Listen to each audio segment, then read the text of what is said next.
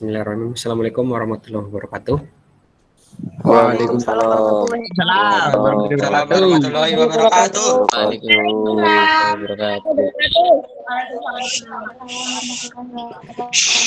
Wah, Halo semua. Oke, selamat siang semuanya, anak-anak semua dari IPA 1, IPA 2, IPA 3, IPA 4, dan IPA 5. Alhamdulillah puji syukur kita berjumpa lagi ya, hari keempat ini dalam Pekan Bioteknologi.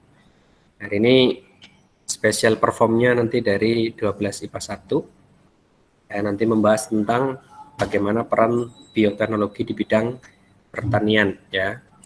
Ketentuannya masih sama, tentu kalian sudah pernah jadi reviewer, ketentuannya sama dengan kelas yang lain. Silakan ketika kalian menyampaikan wajib on cam ya, sehingga nanti sebelum ketika nanti moderator masuk jangan share screen dulu ya, jangan presenting apapun dulu. Jadi biarkan moderatornya untuk on cam dulu, membuka, kemudian setelah itu baru ketika diserahkan kepada pembicara atau presenter baru bisa di off kan gitu. Jadi ketika membuka moderator harus dalam kondisi on cam sehingga nanti tampilan layarnya jadi bagus gitu, banyak wajah-wajah. Ya, makanya jangan lupa untuk yang presenter dipersiapkan, kalau yang berjilbab ya disiapkan dulu, harus sudah berjilbab dan seterusnya. Itu ya. Jadi nanti seperti biasa waktu setiap kelompok maksimal 20 menit, silakan harus bisa mengontrol ini moderator agar kita tidak terlalu molor waktunya. Baik, kita langsung mulai saja. Sebelumnya saya izin untuk share screen.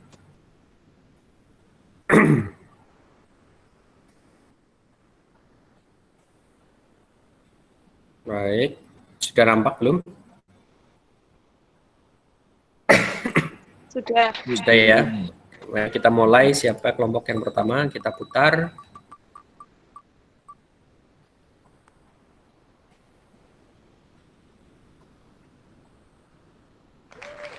Oke ya. Kelompok 1. Jadi yang pertama kelompok 1, yang kedua. Baik, yang kedua adalah kelompok 3 ya. Baik, berarti yang nanti presentasi adalah 1, 3, dan 2. Ya. Nah, nanti yang presentasi ulangi adalah 1, 3, dan 2. Jadi tanpa berlama-lama lagi, oke, saya cukupkan dulu pembuka dari Pak Guru. Ya, selamat berdiskusi ya. Silakan waktu 10-nya saya serahkan kepada 12 MIPA 1 kelompok 1 untuk presentasi yang pertama kali. Silakan.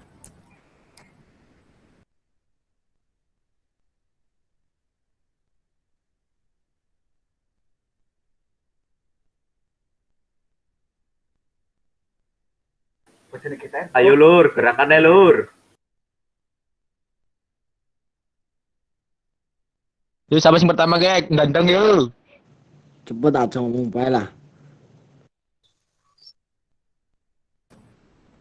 Kelompok 1 siapa ya moderatornya? Kelompok 1 MIPA 1. Saya. Oh, Ridho ya, Dok? Enggak lah, nggak mau lah, males. Mau pengen double, Dok. Silakan.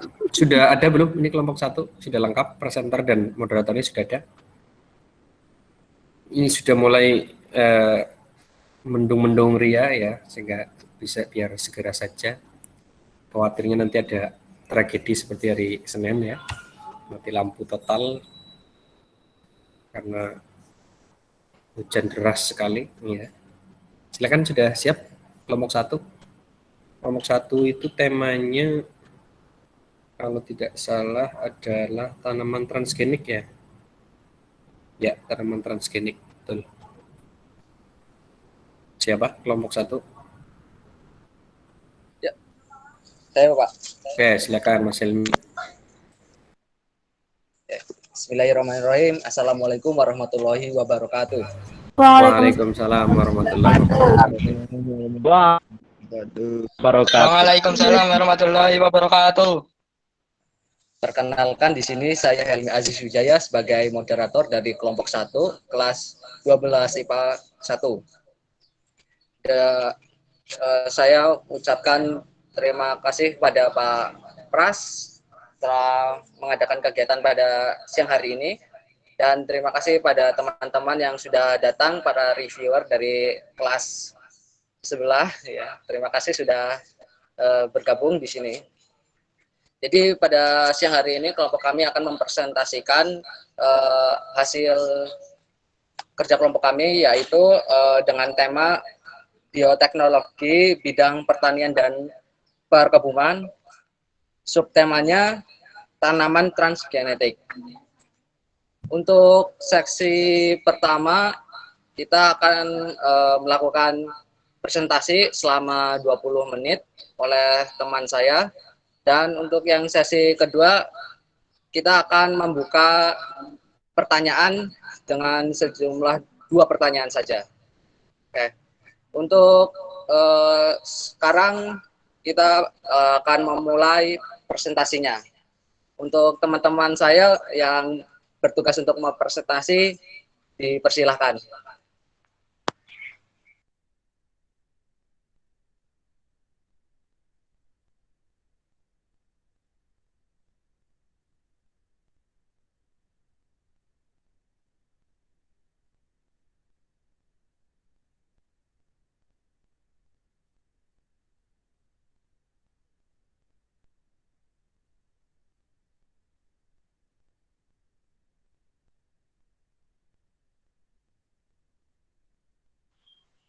Untuk teman-teman mohon sebentar karena agak ada kendala sedikit dari teman-teman saya. Mohon tunggu sebentar ya.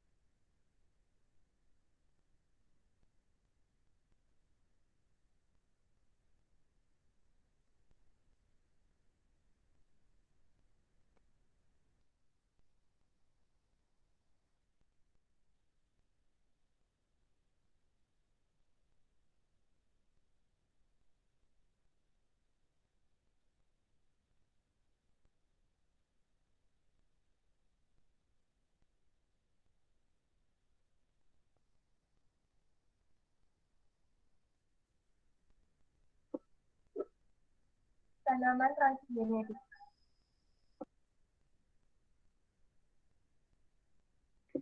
Bioteknologi bidang pertanian dan perkebunan.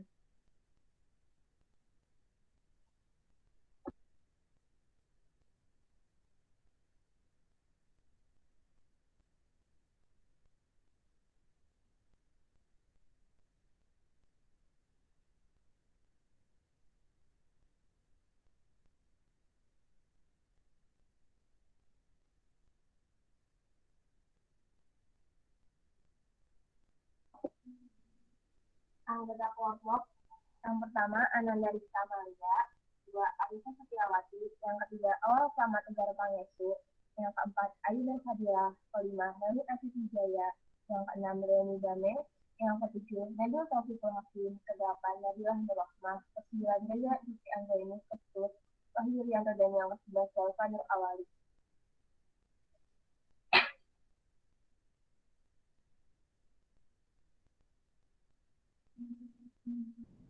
Pada presentasi kali ini kita akan membahas mengenai pengertian, ciri-ciri, jenis-jenis tanaman transgenetik dan dampaknya.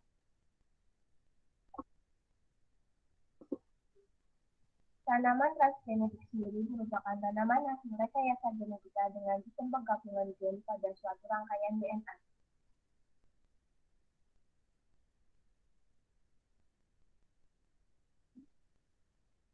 Penggabungan gen dapat dilakukan secara langsung maupun tidak langsung.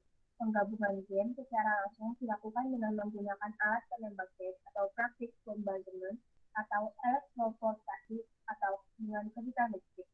Sementara itu, penggabungan gen secara tidak langsung dengan menggunakan vektor, misalnya bakteri Agrobacterium tumefaciens. Bakteri Arcobacterium tumefaciens adalah bakteri tanah yang banyak menyerang tanaman bunga dan menyebabkan tumor crown cell atau biji bermahkota. Bakteri ini memiliki plasmid TI, tumor infusing. Jika plasmid TI dipindahkan ke dalam kromosom tanaman, sel-sel tanaman akan membelah secara cepat membentuk tumor. Plasmid TI dapat disisipi gen-gen yang berguna, misalnya gen pengendali sifat resistensi terhadap hama, sifat adaptif terhadap lingkungan kering, penunda pematangan buah, mampu memupuk diri atau tahan terhadap terpaan angin. Mohon maaf Mbak Nisa, bisa dikeraskan lagi volumenya mungkin gadgetnya.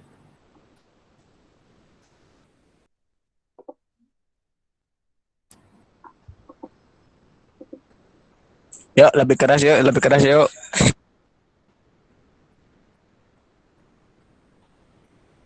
Rekayasa genetika pada tanaman dilakukan dengan memanipulasi susunan gennya baik melalui cara menambah gen atau menghilangkan susunan gen tertentu dari tanaman. Tujuan dari merekayasa genetika pada tanaman adalah A. Agar tanaman dapat tahan terhadap serangan hama.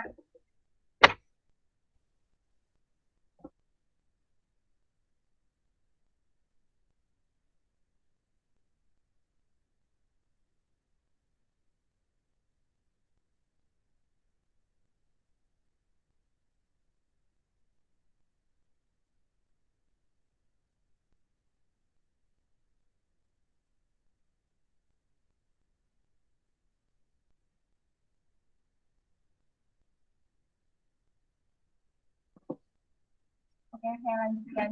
Tujuan dari merekayasa genetika pada tanaman adalah agar tanaman dapat tahan terhadap serangan hama, membunuh hama tanaman, tahan terhadap herbisida dan insektisida, meningkatkan kemampuan produksi tanaman, dan meningkatkan nilai gizi tanaman dan lain-lainnya. Bagian tanaman yang menjadi objek ideal dalam rekayasa genetika yaitu sel kaus, karena sel kaus tersebut memiliki kemampuan untuk berdiferensiasi menjadi batang, tunas, akar, dan organ-organ tanaman lainnya. Sel kaus biasanya muncul pada bagian tanaman yang terbuka.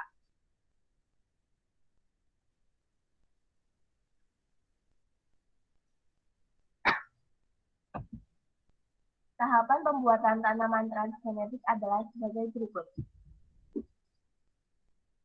Gen asing yang dikehendaki pada plasmid TI sehingga tidak kalian plasmid rekombinan.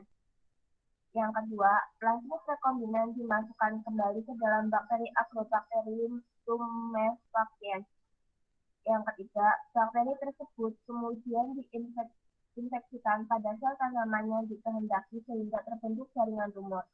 Sel-sel tumor ini semuanya mengandung plasmid rekombinan.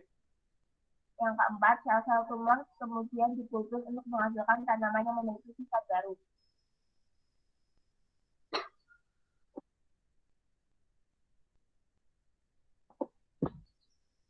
Berikut merupakan contoh gambaran dari tahapan pembuatan tanaman transgenetik.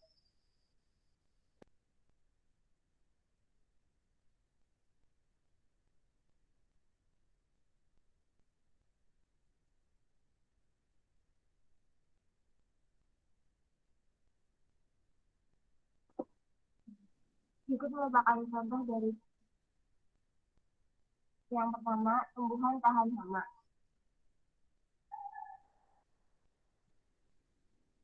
Tumbuhan tahan hama atau rekayasa genetika dikembangkan dalam mengatasi hama, yaitu dengan cara rekombinasi gen dan kultur sel untuk menghasilkan tanaman yang tahan terhadap serangan hama. Gen kebal disisipkan pada suatu tanaman, kemudian sel tumbuhan tersebut dikultur dan tumbuh menjadi tanaman baru yang tahan hama-hama. Contohnya, kapas transgenetik yang sudah disisipi gen toksin dari bakteri Bacillus thuringiensis. Contoh yang kedua, ubi jalar yang tahan terhadap penyakit yang disebabkan oleh virus karena sudah ditransfer gen dari tubuh virus tertentu.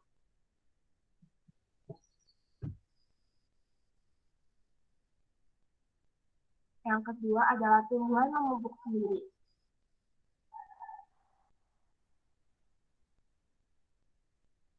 Tumbuhan memupuk sendiri, nitrogen diperlukan untuk membangun hampir semua senyawa di dalam sel tubuh organisme. Tumbuhan memperoleh nitrogen dari tanah dalam bentuk nitrat atau amonium. Nitrogen dalam bentuk N2 disediakan di udara dalam jumlah yang cukup besar, yaitu 79% dari jumlah komponen udara. Namun, tumbuhan tidak dapat menggunakan secara langsung nitrogen ini. N2 di udara dapat diubah menjadi nitrat atau amonium oleh bakteri penambat nitrogen, misalnya Rhizobium sp. Bakteri ini biasanya bersimbiosis pada akar tanaman kacang-kacangan. Dengan teknik rekombinasi gen dapat dibuat bakteri penambat nitrogen dalam jumlah besar, yaitu dengan memasukkan gen pengendali kemampuan menambat nitrogen pada suatu sel bakteri. Bakteri baru hasil rekombinasi tersebut kemudian disimbiosiskan ke dalam akar tumbuhan lain yang dikehendaki dan dibiarkan berkembang biak secara tumbuh, sehingga tumbuhan mampu memupuk sendiri. Pakar rekayasa genetika telah berhasil memindahkan gen NIV nitrogen fixation dari bakteri Klebsiella pneumoniae. Bakteri Klebsiella pneumoniae memiliki sekitar 17 gen NIV yang dapat dipindah semuanya ke bakteri Escherichia coli. Bakteri E. coli tersebut kemudian mampu mengikat nitrogen. Bakteri yang sudah disisipi gen NIV pengikat nitrogen dapat dikolonikan di akar tumbuhan. Gen NIV pengikat nitrogen juga dapat disisipkan sehingga langsung ke dalam tumbuhan budidaya sehingga tidak memerlukan bantuan mikroorganisme lagi.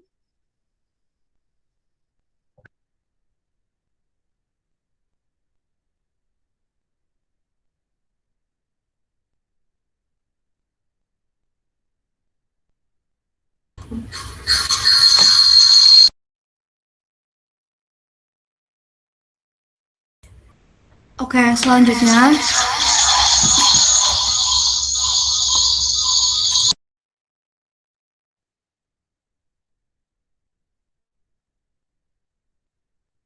cek apakah suara saya sudah terdengar.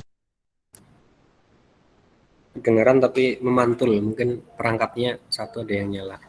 Itu mic sama komputernya di itu ya, Salah dijauhin. satunya satu di mute.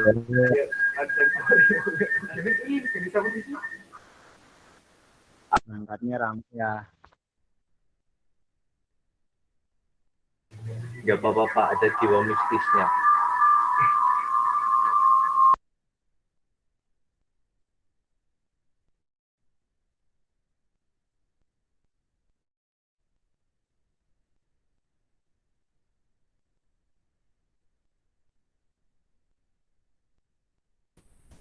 Cek, bisa terdengar? Ya, terdengar Mbak.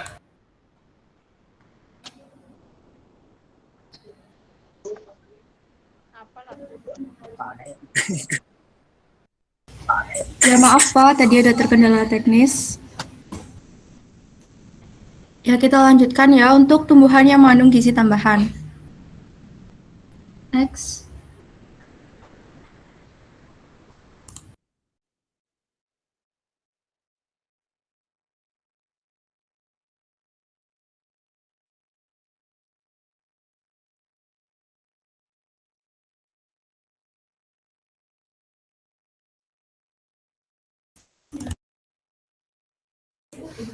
Oke, tumbuhan yang mengandung gizi tambahan, yaitu dengan rekayasa genetika, kini dapat dihasilkan tanaman pangan berupa padi, buah, dan sayuran. Transgenik yang lebih berkualitas, misalnya beras emas atau golden rice, yang mengandung beta-karotin dan provitamin A dari Filipina, dan pisang yang mengandung protein bersifat vaksin.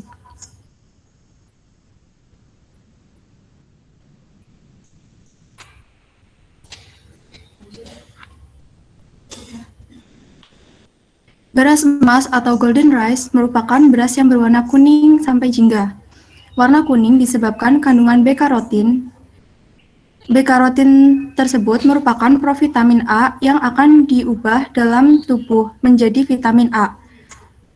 Tujuan dari penambahan gen pengkode beta-karotin atau provitamin A ke dalam padi yaitu mengatasi defisiensi atau kekurangan vitamin A yang masih terjadi pada anak-anak di daerah Asia dan Afrika, di mana beras yang diperoleh dari padi merupakan bahan pokok sebagian besar penduduknya.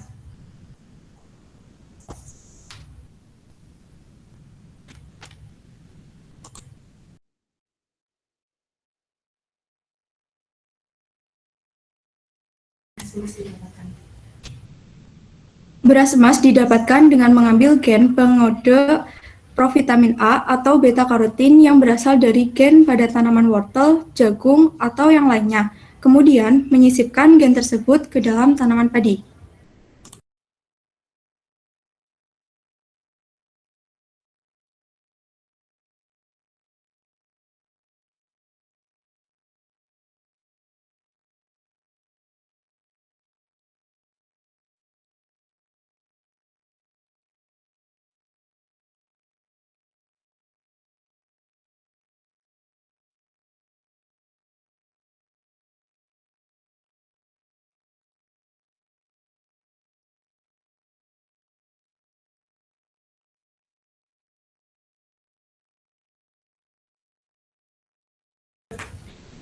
Kemudian, buah-buahan yang lebih tahan untuk disimpan.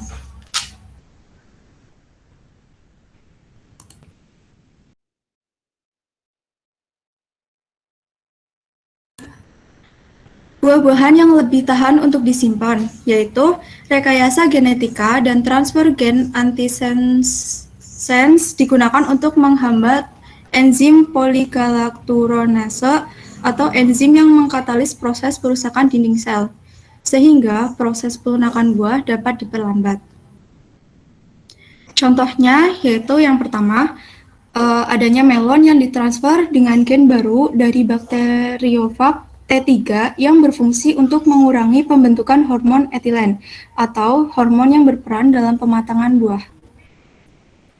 Yang kedua yaitu tomat flavor sav yang mempunyai tingkat waktu kematangan lebih lama setelah dipetik sehingga tidak mudah membusuk. Next. Oke, yang kelima yaitu tumbuhan tahan herbisida. Contoh dari tumbuhan tahan herbisida adalah kedelai yang ditransfer gen resisten herbisida dari bakteri Agrobacterium G. altur CP4. Ketika tanaman kedelai disemprot dengan herbisida, hanya gulma di sekitar kedelai yang akan mati.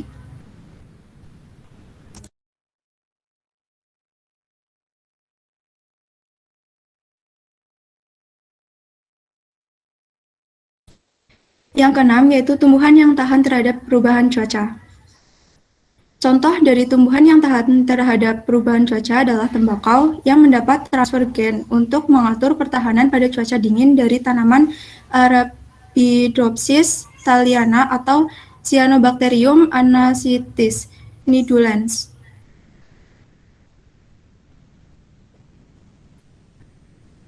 Yang ketujuh, yaitu tumbuhan bioluminesensi.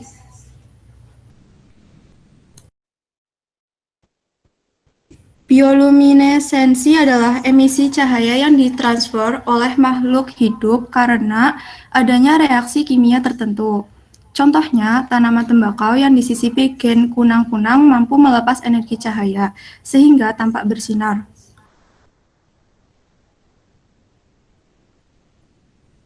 Contoh-contoh tanaman transgenik. Ya, bisa dilihat teman-teman, itu ada gambarnya. Yang pertama ada tomat, yang bawah itu ada golden rice. Kemudian yang atas pojok kanan itu ada gen lak atau kunang-kunang yang tadi saya jelaskan di tumbuhan tembakau. Lanjut.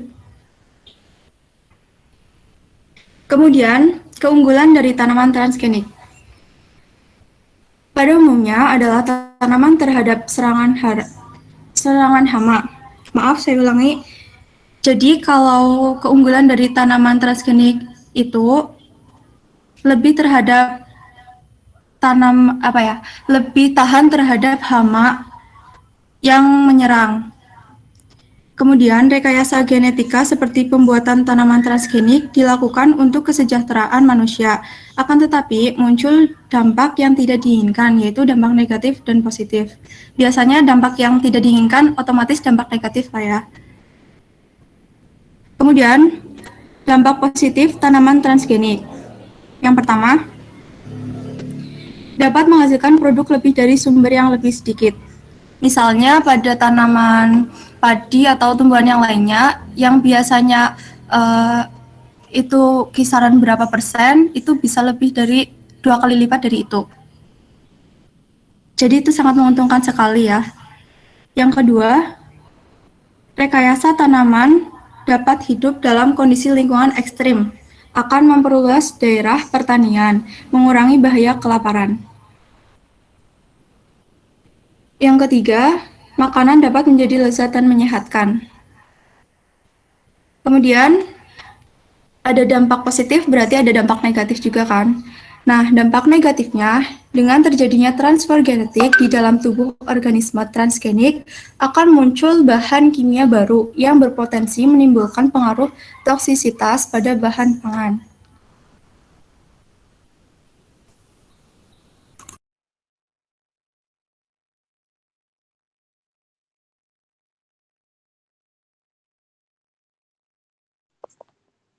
Oke, untuk sesi presentasi sudah selesai.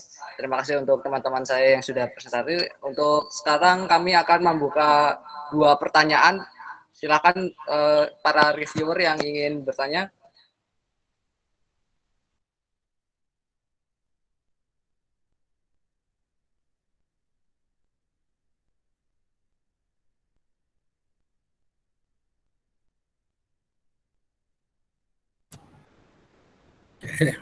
Silakan pertanyaannya dari kelompok dari 2, 3, 4, 5.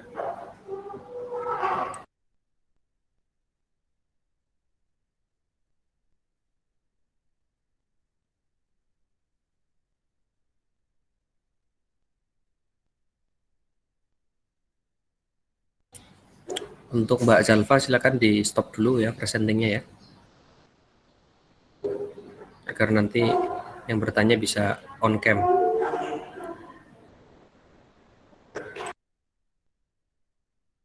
Silakan, tadi ada yang sudah raise hand, bisa dipersilakan moderator.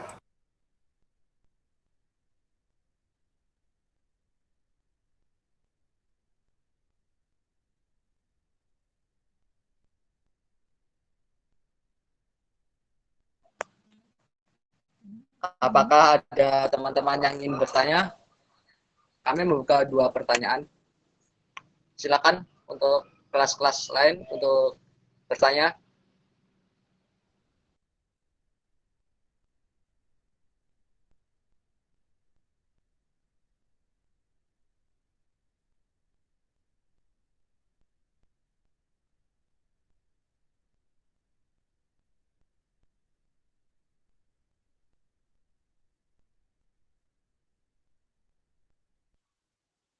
Assalamualaikum warahmatullahi wabarakatuh. Waalaikumsalam warahmatullahi wabarakatuh. Waalaikumsalam warahmatullahi wabarakatuh.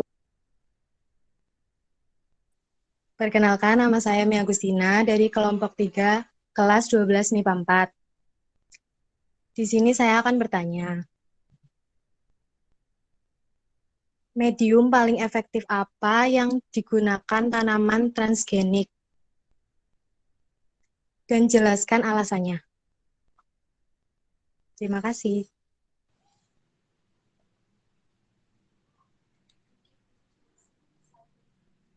Oke, untuk Mbak Mia Agustina, dapat diulang lagi pertanyaannya?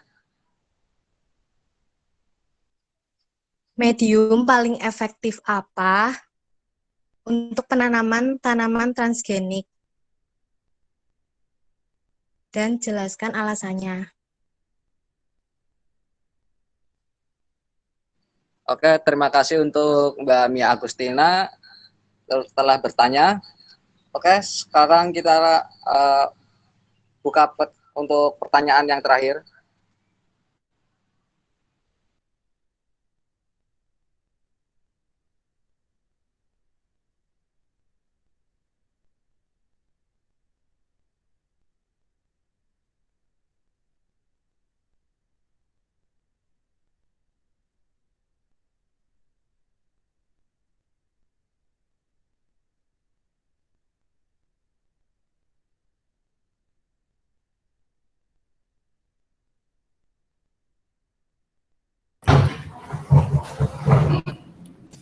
Silakan satu penanya lagi.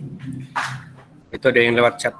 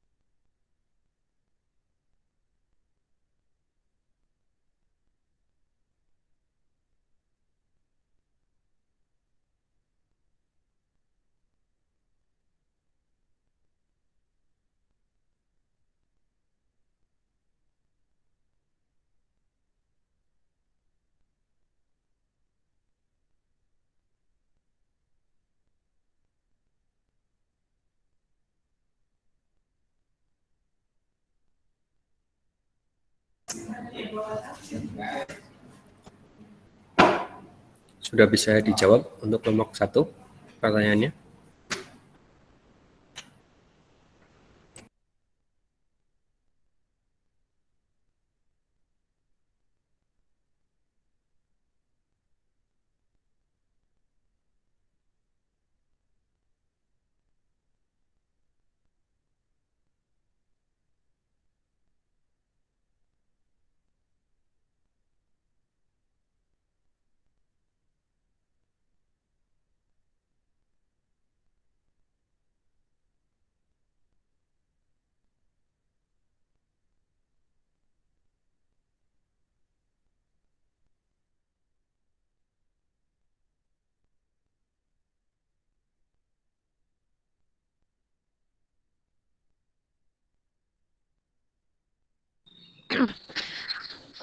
Perkenalkan, nama saya Zafran Awali.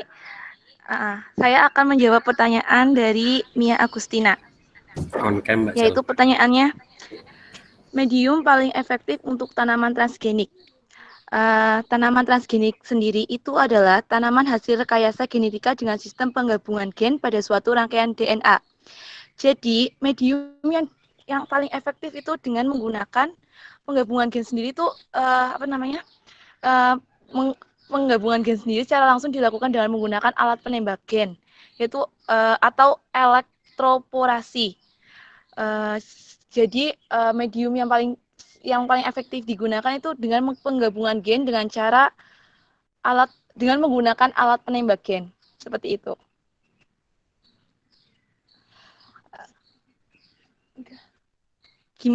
Bagaimana saudara Mia?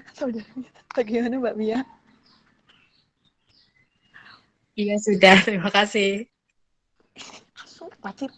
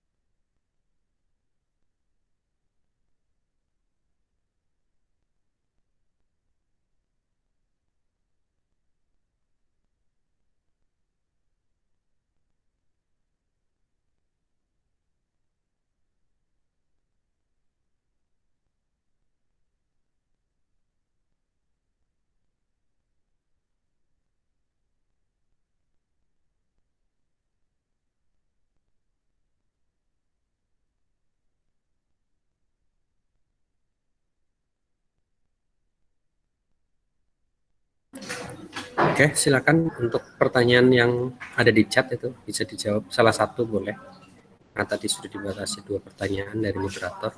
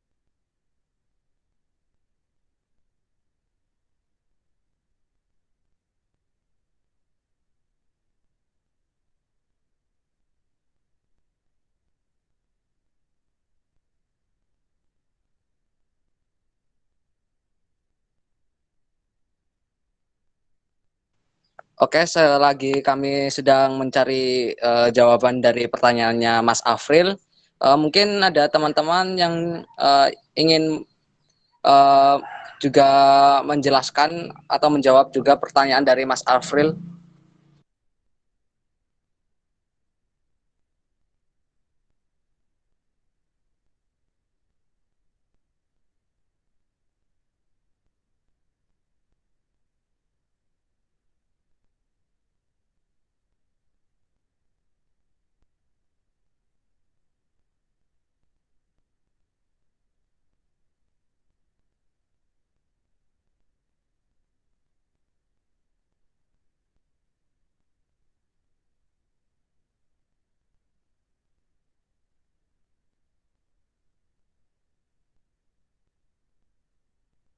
Oh ya, untuk sekali lagi kami ingatkan, kami hanya membuka 2 pertanyaan saja.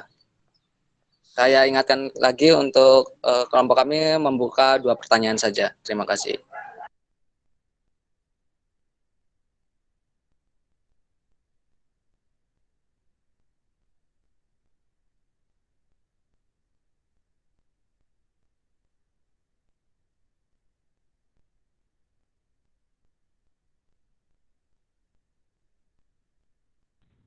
Izin menjawab pertanyaan dari saudara Afil mengenai tadi pertanyaannya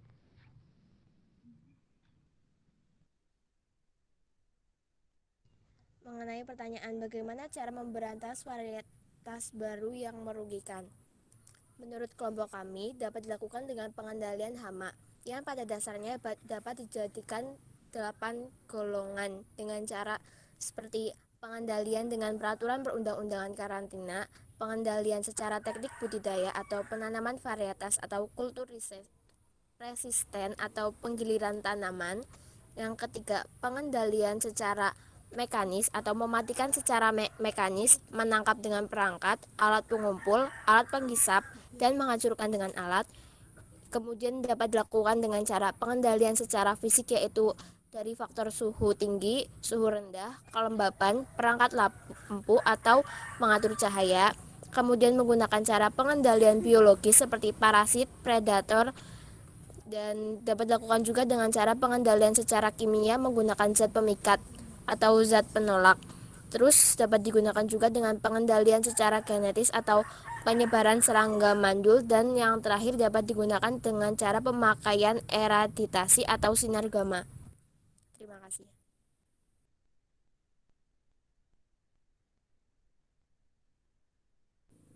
Apakah jawaban tersebut dapat diterima untuk saudara Afril?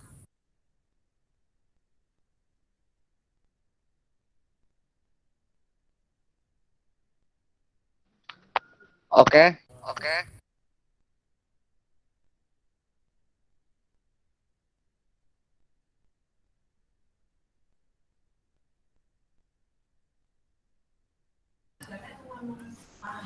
Oke, baik, kalau sudah bisa diterima, silakan kembali ke moderator untuk disimpulkan dan ditutup ya. Nanti kita lanjut ke kelompok 3. Terima kasih.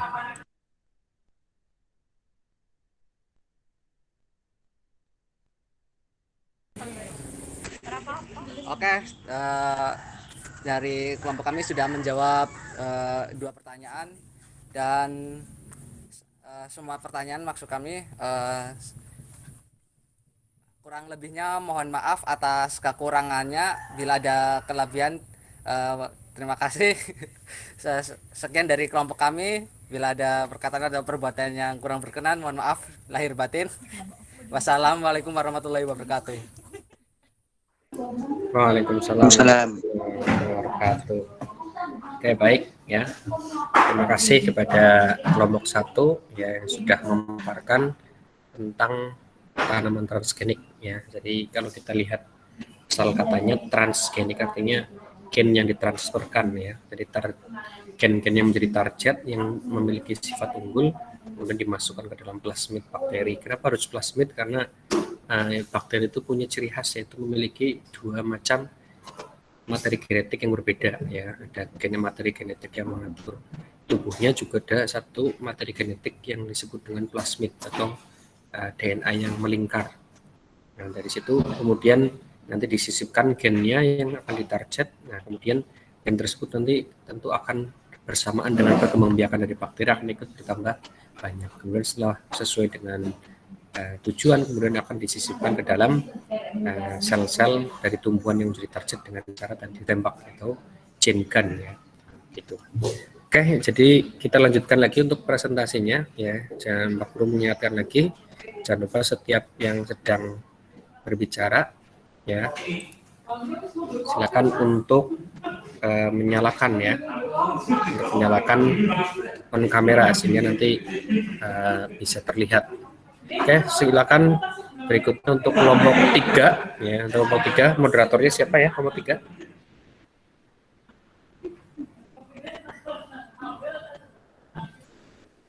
Bapak Sudari siap kelompok 3 untuk moderator dan presenternya? Ya Pak, bentar Pak. Open cam. Oke, Cendekia ya moderatornya Iya Pak. ya. Iya Pak.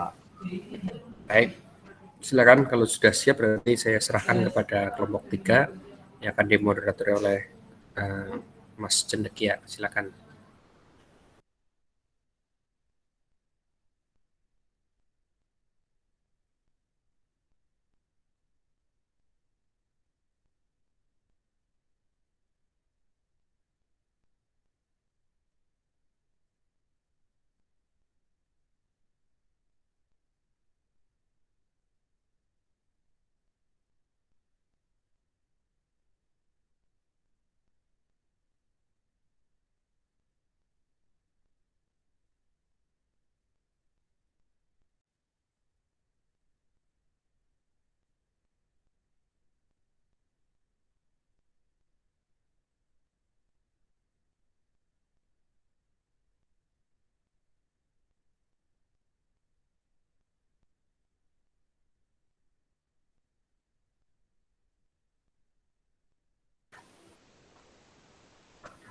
Ya,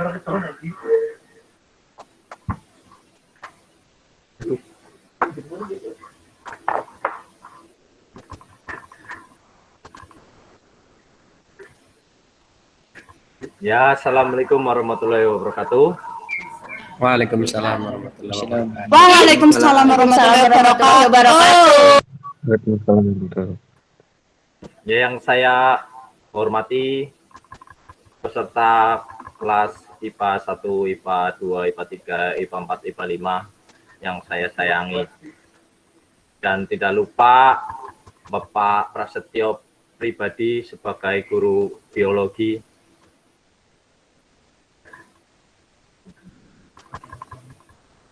Pertama-tama saya akan menyampaikan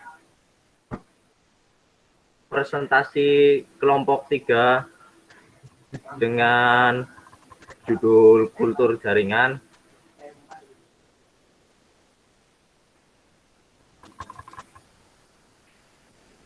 Langsung saja, yang pertama disampaikan materi presentasi oleh Yana Trimulya dan Sausan Gali.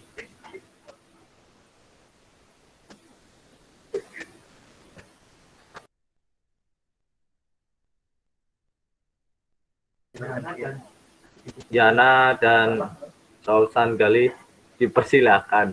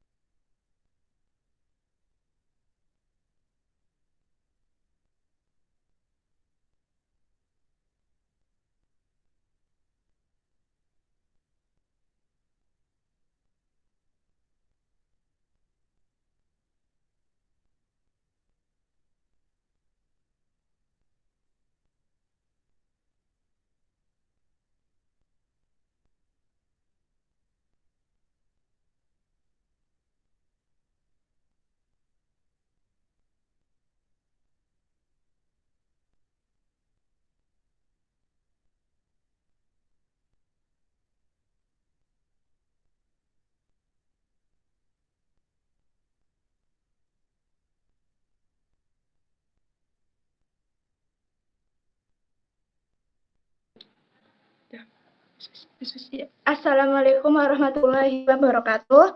Saya dari perwakilan dari kelompok 3, yaitu dengan anggota yang Waalaikumsalam warahmatullahi wabarakatuh. Waalaikumsalam warahmatullahi wabarakatuh. Itu suaranya Pace. Yang pertama, yaitu yang beranggota Ari Bekti Giatno, nomor absen 8. Yang kedua, Cendekia Hajar Ningkusuma, nomor absen 11.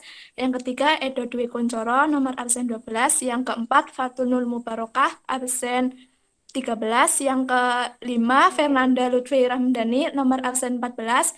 Yang keenam, saya Gelisah Sanabila, nomor absen 15. Yang ketujuh, Muhammad Ulil Absor, nomor absen 20. Yang kedelapan, Retno Dwi Wulandari, nomor absen 25. Yang ke-9, Ulima Nadia, nomor absen 28. Yang ke-10, Yana Trimulya, nomor absen 30.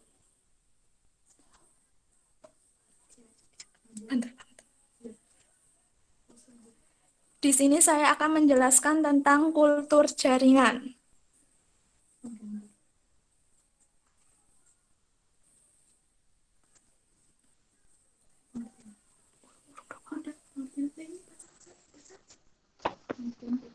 Pengertian kultur jaringan adalah dalam bahasa Inggris disebut sebagai tisu kultur. Kultur adalah budidaya dan jaringan adalah sekelompok sel yang mempunyai bentuk dan fungsi yang sama. Kultur jaringan merupakan teknik perbanyakan tanaman dengan cara mengisolasi bagian tanaman dan ditumbuhkan dalam suatu media buatan yang kaya nutrisi secara aseptik, hingga bagian tanaman dapat memperbanyak diri dan beregenerasi menjadi tanaman lengkap.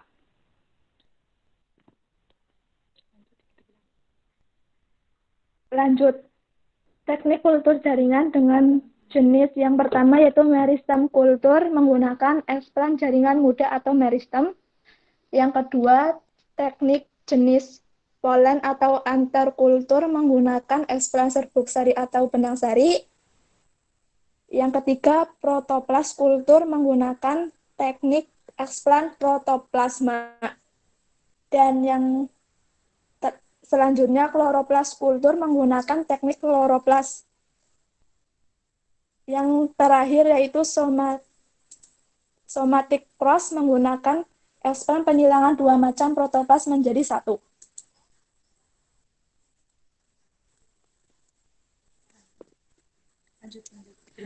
Lanjut.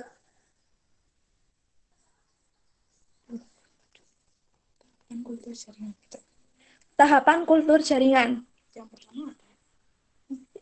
Yang pertama itu ada sterilisasi, yang kedua pembuatan media, yang ketiga inisiasi, yang keempat multiplikasi, yang kelima pengakaran, yang keenam aklimatisasi.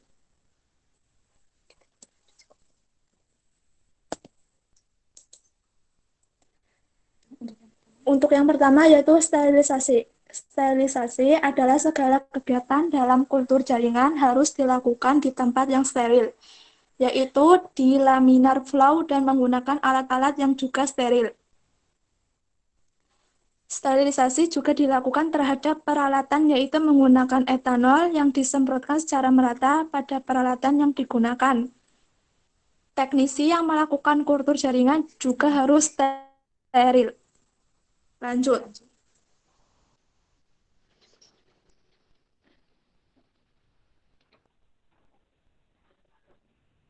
Yang kedua, yaitu pembuatan media. Media merupakan faktor penentu dalam perbanyakan dengan kultur jaringan. Media tersebut dapat berupa medium padat atau cair. Komposisi media yang digunakan tergantung dengan jenis tanaman yang akan diperbanyak. Media yang digunakan biasanya terdiri dari garam mineral, vitamin, dan hormon. Media yang sudah jadi ditempatkan pada tabung reaksi atau botol-botol kaca. Media yang digunakan juga harus disterilisasikan dengan cara memanaskannya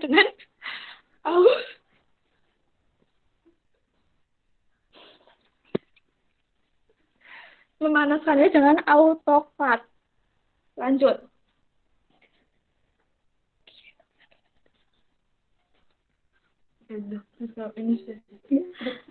Yang ketiga yaitu inisiasi. Inisiasi adalah pengambilan eksplant irisan sel atau jaringan tanaman dari bagian tanaman yang akan dikulturkan. Bagian tanaman yang sering digunakan untuk kegiatan kultur jaringan adalah tunas. Selanjutnya yaitu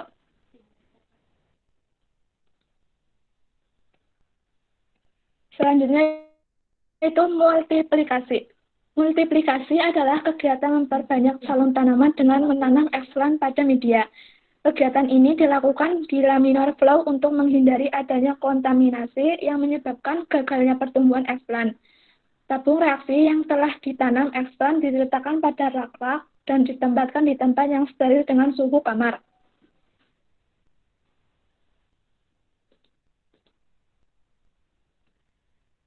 Selanjutnya yaitu pengakaran. Pengakaran adalah fase di mana eksplant akan menunjukkan adanya pertumbuhan akar yang menandai bahwa proses kultur jaringan yang dilakukan mulai berjalan dengan baik. Pengamatan dilakukan setiap hari untuk melihat pertumbuhan dan perkembangan akar serta untuk melihat adanya kontaminasi oleh bakteri ataupun jamur. Eksplant yang terkontaminasi akan menunjukkan gejala seperti berwarna putih atau biru disebabkan jamur atau busuk disebabkan bakteri. Selanjutnya akan dijelaskan oleh Retno.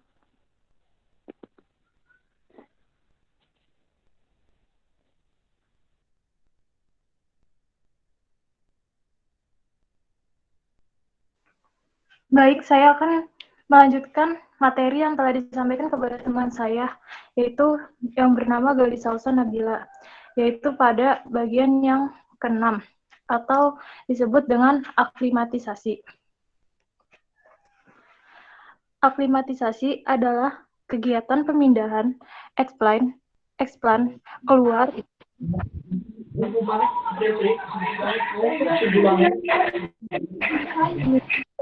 secara hati-hati dan bertahap yaitu dengan memberikan sungkup. Sungkup digunakan untuk melindungi bibit dari udara luar dan serangan hama penyakit karena bibit hasil kultur jaringan sangat rentan terhadap serangan hama penyakit dan udara luar. Setelah bibit mampu beradaptasi dengan lingkungan barunya, maka secara bertahap sungkup dilepaskan dan pemeliharaan bibit dilakukan dengan cara yang sama dengan pemeliharaan bibit generatif. Kemudian, keunggulannya dapat kita lihat yaitu diantaranya 1. Diperoleh bibit yang bersifat identik dengan induknya. 2. Tidak membutuhkan tempat yang begitu luas. 3. Kualitas dan kesehatan bibit lebih terjamin. 4. Bibit yang dihasilkan sangat beragam. 5. Bibit lebih cepat pertumbuhannya. 6. Pengadaan bibit tidak tergantung musim. Dan yang ketujuh yaitu dengan waktu singkat diperoleh bibit dengan jumlah yang banyak. Kemudian selanjutnya, fakta tentang kultur jaringan. Keunggulan inilah yang menarik bagi produsen bibit untuk mulai mengembangkan usaha kultur jaringan ini. Saat ini sudah terdapat beberapa tanaman kehutanan yang dikembangbiakan dengan teknik kultur jaringan. Antara lain adalah jati, sengon, akasia, dan lain-lain. Contohnya, jati hasil kultur jaringan yang sering disebut dengan jati emas dapat dipanen dalam jangka waktu yang relatif pendek dibandingkan dengan tanaman jati yang berasal dari benih generatif. Hal ini sangat menguntungkan pengusaha karena akan memperoleh hasil yang lebih cepat. Kultur jaringan bermanfaat dalam bidang farmasi, khususnya pada pembuatan obat-obatan. Contohnya yaitu pohon kina melalui kultur jaringan dapat menghasilkan senyawa kimia, anti malaria dan senyawa aditif, minuman ringan, dan senyawa kimia, obat penyakit jantung aritmia. Selain itu, kultur jaringan juga bermanfaat di bidang fisiologi tanaman. Pada tanaman anggrek misalnya, diketahui bahwa apabila ujung akarnya diiris, melintang akan memperlihatkan warna tertentu. Warna tersebut nantinya merupakan warna bunga yang dihasilkan. Hal ini tentu sangat bermanfaat dalam dunia industri tanaman hias, sebab walaupun tanaman anggrek tersebut belum berbunga, tetapi orang sudah bisa mengetahui warna bunga yang akan muncul nantinya. Terima kasih.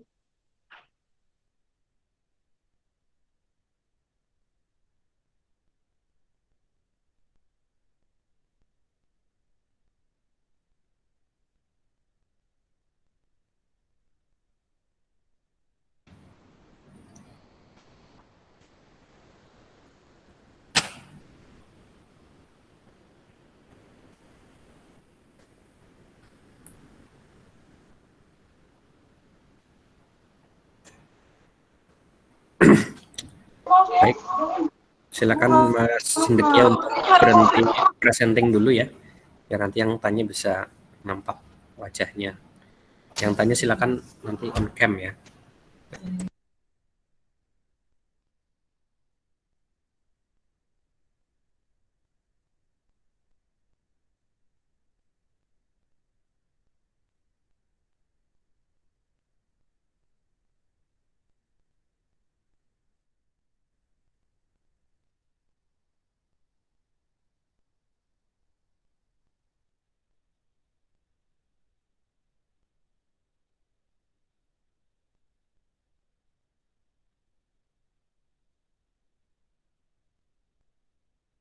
Kobam.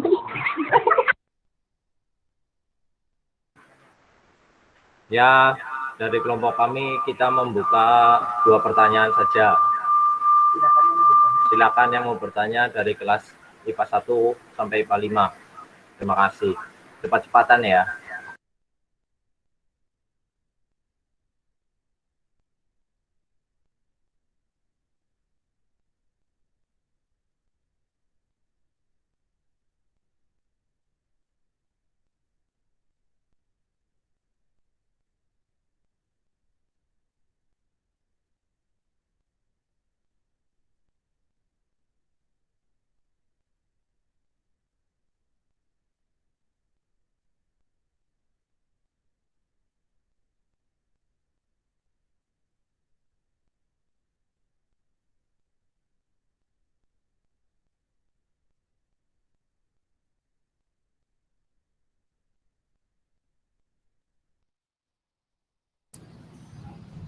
Kinyung takundek.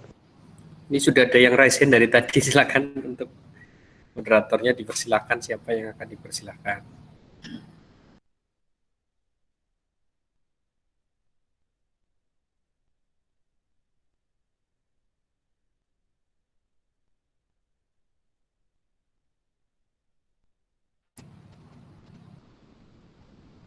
Tes, Mas Moderator, Mas Cendekia, adakah? Siap.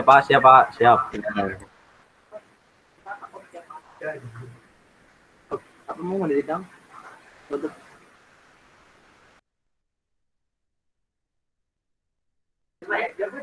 Ya, pertanyaan dari Muhammad Lintang dan Salva diterima oleh kelompok 2.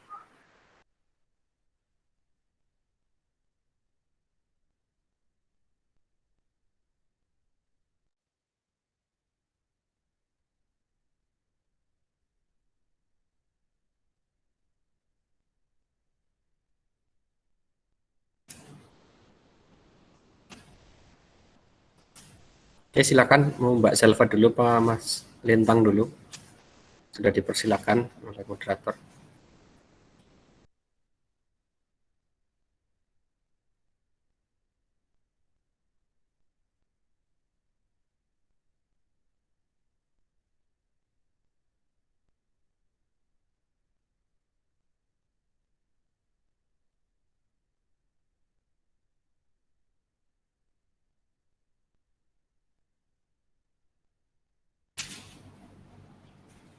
Silakan Mas Lintang atau Mbak Salva disampaikan pertanyaannya. Saya bertanya, Pak.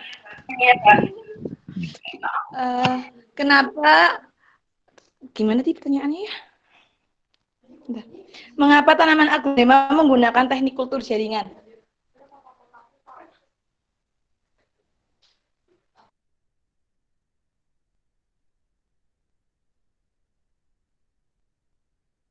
Untuk Salva bisa diulangi.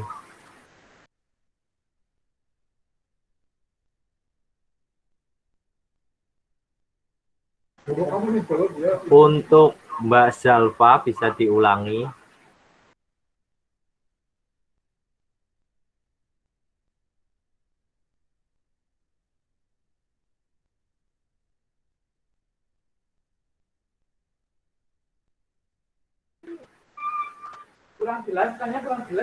Pertanyaan kurang jelas untuk Mbak Salva. Apa pertanyaannya?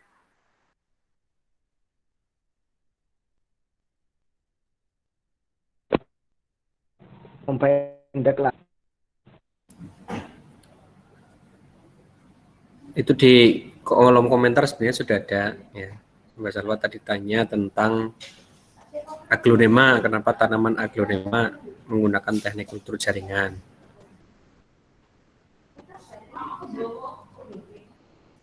Silakan pertanyaan kedua, Mas Lintang.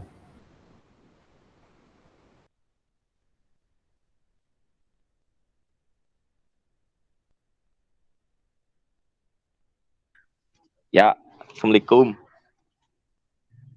Saya mau bertanya, apa yang dimaksud laminar flow? Ya, oke, pertanyaan diterima. Ya, oke.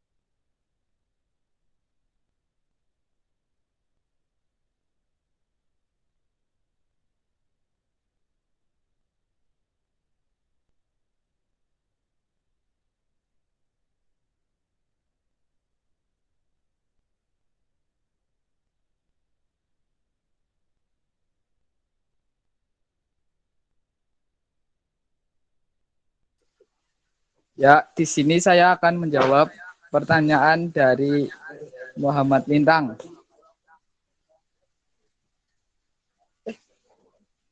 Ini malah kamera mburi.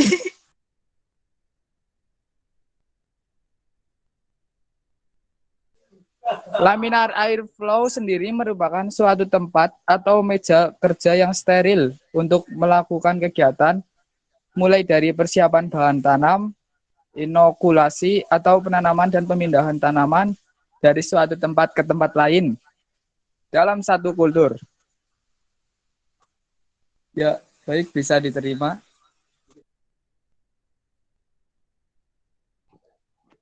Dan jika adakah ada yang lain selain kegiatan tersebut dilakukan di laminar flow? Ada tidak?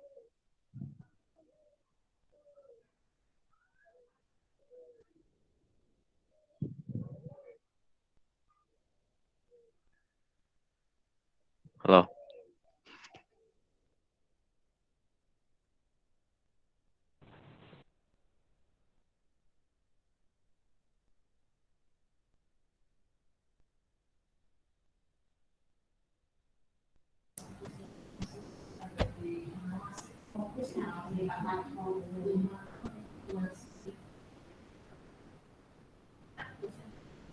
Oke, mungkin sambil menunggu jawaban dari untuk yang kedua, yang lain kelompok kalian bisa sambil menjawab pertanyaan dari Mbak Zalfa ya.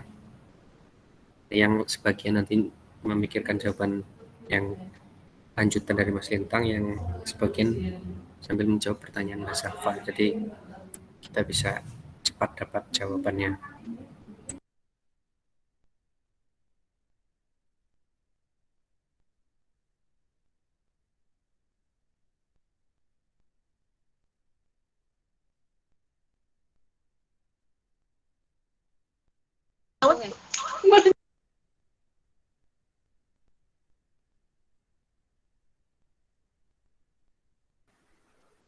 Ya, saya di sini akan menjawab pertanyaan dari Mas Alfa, mengapa tanaman aglonema menggunakan teknik kultur jaringan?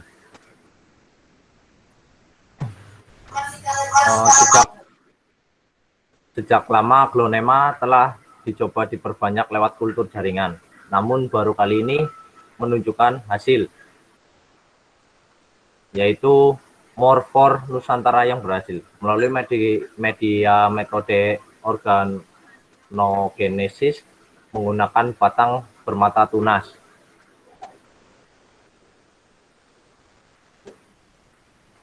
Sejak lebih kurang dari 2 tahun lalu kami mencoba percobaan 30 hibria.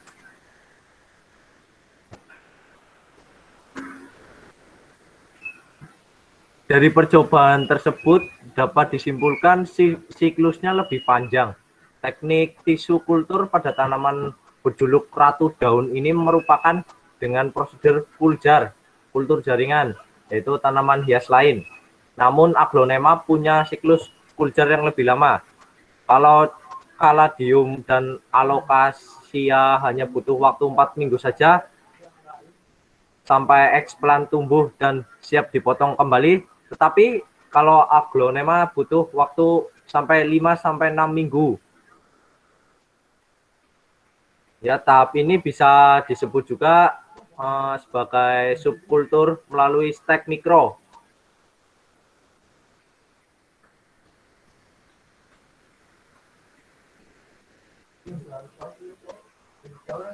Jadi kenapa aglonema menggunakan teknik kultur jaringan? Karena dari pengamatan saya kita bisa menyimpulkan siklusnya lebih panjang dan kultur jaringannya lebih hemat, Pak. Terima kasih.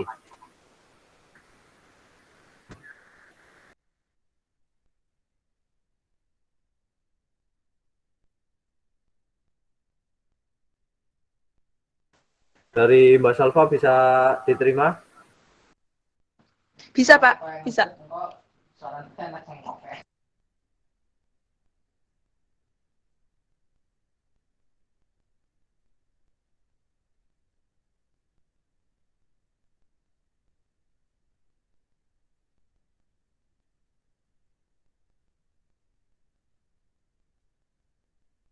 Sudah paham.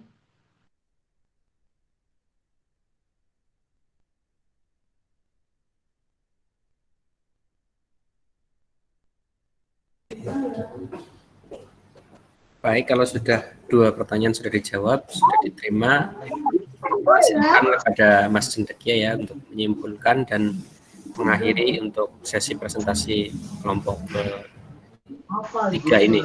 Oke.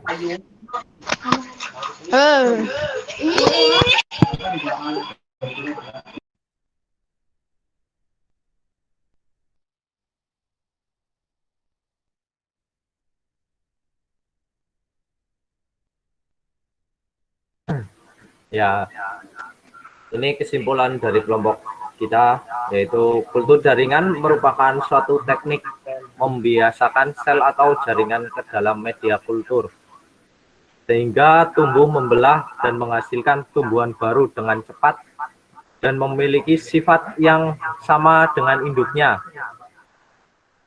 Tahapan kultur jaringan yaitu yang pertama sterilisasi, yang kedua pembuatan media, yang ketiga inisiasi, yang keempat multiplikasi, yang kelima pengakaran, yang keenam aklimatisasi. Keunggulan dari kultur tersebut adalah yang pertama diperoleh bibit yang bersifat identik dengan induknya, yang kedua tidak membutuhkan tempat yang luas, yang ketiga kualitas dan kesehatan bibit lebih terjamin, yang keempat bibit yang dihasilkan berbagai ragam atau kita bisa seragam, yang kelima bibit lebih cepat pertumbuhannya, yang ketujuh dengan waktu singkat diperoleh bibit dalam jumlah yang banyak. Begitu kesimpulan dari kelompok 3. Mungkin dari saya hanya itu yang bisa saya sampaikan. Kurang lebihnya saya mohon maaf, kalau ada kelebihannya itu punya Tuhan Allah SWT.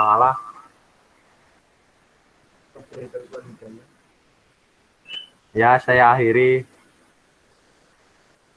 Assalamualaikum warahmatullahi wabarakatuh.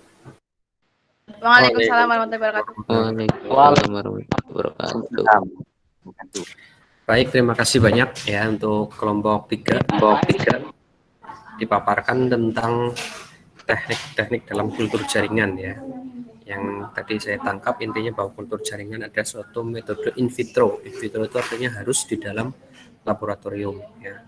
Karena pelaksanaannya di dalam laboratorium, maka tata laksananya harus mengikuti standar laboratorium. Salah satunya adalah pemanfaatan dari laminar flow ya. Laminar flow itu meja kerja ya, yang atasnya biasanya ada kacanya, yaitu tempat membudidayakan atau tempat mengkultur jaringan-jaringan. Nah, tadi jaringan yang dapat dikultur adalah jaringan-jaringan yang masih bersifat meristem, karena tumbuhan itu mempunyai salah satu keunikan ya atau kekhasan, yaitu mempunyai sifat totipotensi. Artinya semua bagian tubuh dari tumbuhan itu ketika dikultur itu dapat membentuk bagian yang utuh dari tumbuhan tersebut. Itulah yang dimanfaatkan oleh para ilmuwan untuk dimanfaatkan sebagai metode perbanyakan. Nah, tadi kalau pertanyaannya kenapa aglonema diperbanyak, ya karena aglonema itu punya nilai jual ya, sehingga dia akan diperbanyak sebanyak mungkin, karena kalau mencari di alam kan sudah susah, sehingga ketika diperbanyak di kultur, si peneliti itu dapat memperoleh jumlah bibitan yang sangat banyak dalam waktu yang relatif singkat dibanding menunggu bibit tersebut secara alami di alam gitu ya. Begitu nanti untuk selanjutnya barangkali masih ada yang ingin ditanyakan atau diskusikan bisa secara pribadi. Baik, kita menuju ke kelompok yang ketiga atau kelompok yang terakhir. Silakan kepada kelompok 2 untuk memaparkan ya. Temanya adalah apa ini? Aeroponik dan hidroponik ya. Maka ini nanti dikaitkan dengan penerapan bioteknologinya ya. Siapa moderatornya? Kelompok 2.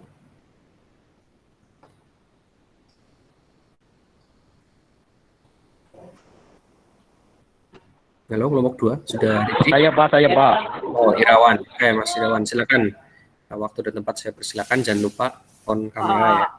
untuk pembukaan dan seterusnya.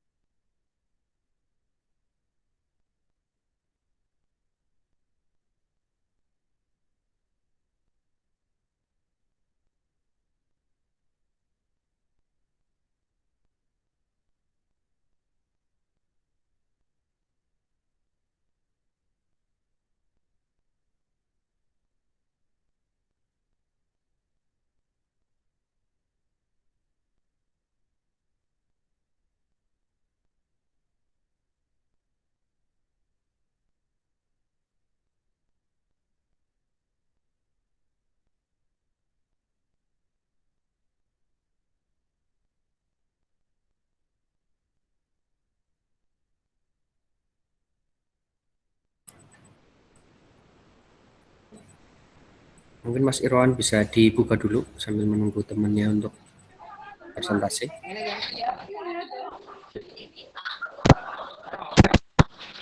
Assalamualaikum warahmatullahi wabarakatuh.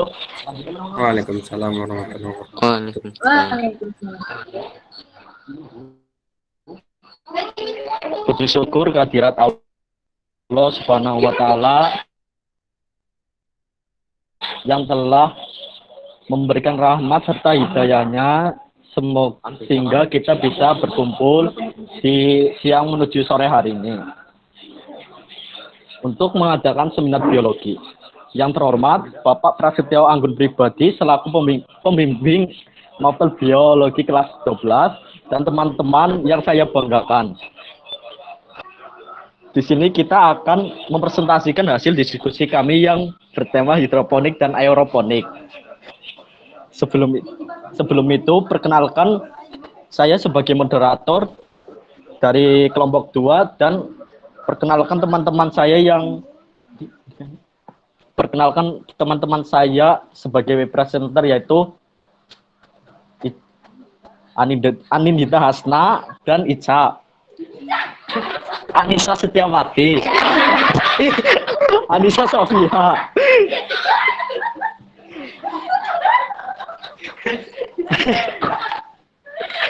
Maaf Pak, salah Pak. Dan teman-teman saya reviewer IPA 2 Musen Jakti Maswari dan Lailatul Qadar. Reviewer MIPA 3 Nanda Kitara dan Amir, dan reviewer IPA 4 Yumna Ruselas dan Seviana. Reviewer IPA 5 Afri Budi dan Nadinda Perwitasari. Sebelum itu saya akan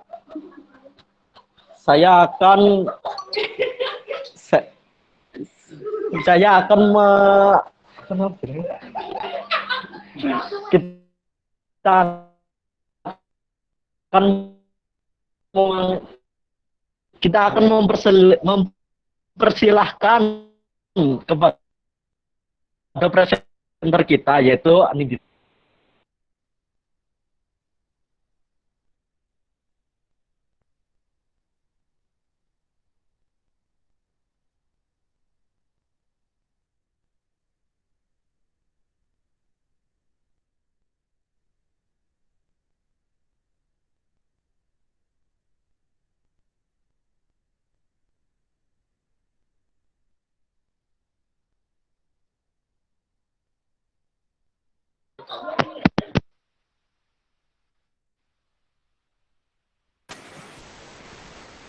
Kalau bisa itu di zoom ya, di slideshow sehingga nanti lebih ya.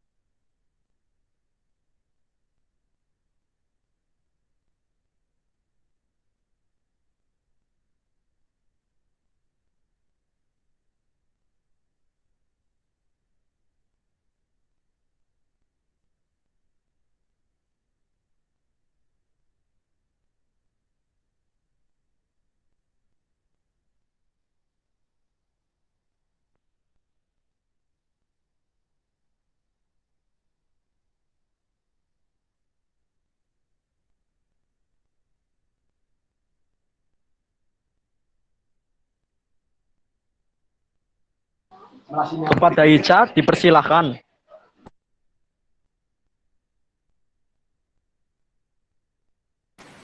Kalau nggak bisa kayak gitu nggak apa-apa, kegiatan. Kalau layarnya sudah landscape sudah cukup terbaca.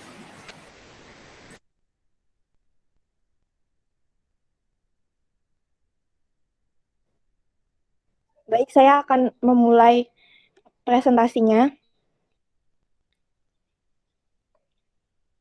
Yang pertama yaitu pengertian bioteknologi. Pengertian bioteknologi dibagi menjadi beberapa macamnya. Yang saya akan jelaskan pada presentasi kali ini yaitu pengertian bioteknologi pertanian dan pengertian bioteknologi tanaman. Pengertian bioteknologi pertanian. Bioteknologi pertanian adalah metode yang melibatkan makhluk hidup atau organisme untuk menghasilkan produk baru dalam bidang pertanian sehingga bermanfaat untuk kehidupan manusia. Penerapan bioteknologi dapat meningkatkan produktivitas dalam bidang pertanian. Yang kedua yaitu pengertian bioteknologi tanaman. Bioteknologi tanaman adalah salah satu bagian bioteknologi yang memfokuskan diri pada bidang tanaman. Bioteknologi tanaman meliputi kultur jaringan dan rekayasa genetika. Kultur jaringan berkaitan dengan rekayasa genetika karena pengerjaan rekayasa genetika kebanyakan dilakukan secara in vitro di laboratorium. Aplikasi bioteknologi dalam dunia pertanian. Bioteknologi memiliki manfaat yang sangat membantu para petani. Dengan adanya bioteknologi, para ahli tetap berhasil menghasilkan tanaman budidaya dengan kualitas lebih unggul. Berikut beberapa produk populer yang dihasilkan oleh proses bioteknologi. Yang pertama yaitu kultur jaringan yang sudah disampaikan oleh kelompok 3. Yang kedua hidroponik dan aeroponik yang akan kelompok kami sampaikan. Yang ketiga transgenik yang telah disampaikan oleh kelompok pertama. Dan yang keempat yaitu pupuk hayati.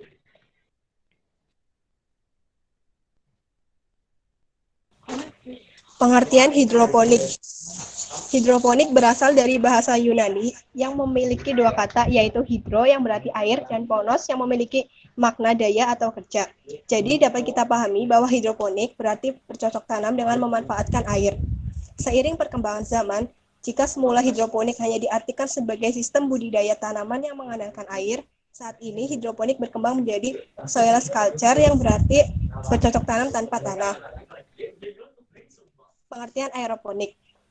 Aeroponik adalah sistem budidaya tanaman yang tidak menggunakan tanah sebagai media tanam, melainkan menggunakan media tanam berupa udara. Jadi, akar tanaman dibiarkan tumbuh menggantung tanpa media tanah pada tempat yang telah dijaga kelembapannya.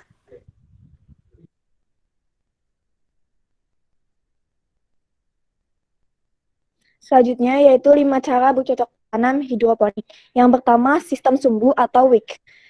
Dalam melakukan kegiatan hidroponik tanaman, wick system atau sistem sumbu merupakan salah satu sistem yang paling sederhana. Dinamakan sistem sumbu karena dalam pemberian asupan nutrisi melewati akar tanaman disalurkan dengan media atau bantuan berupa sumbu.